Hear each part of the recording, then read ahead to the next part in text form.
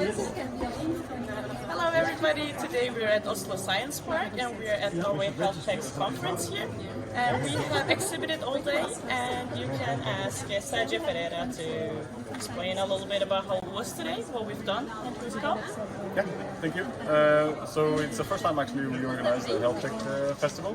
So we've done a lot of demo days, we've done a lot of conferencing, we've done a lot of networking, but it's the first time that we pack it all in one day.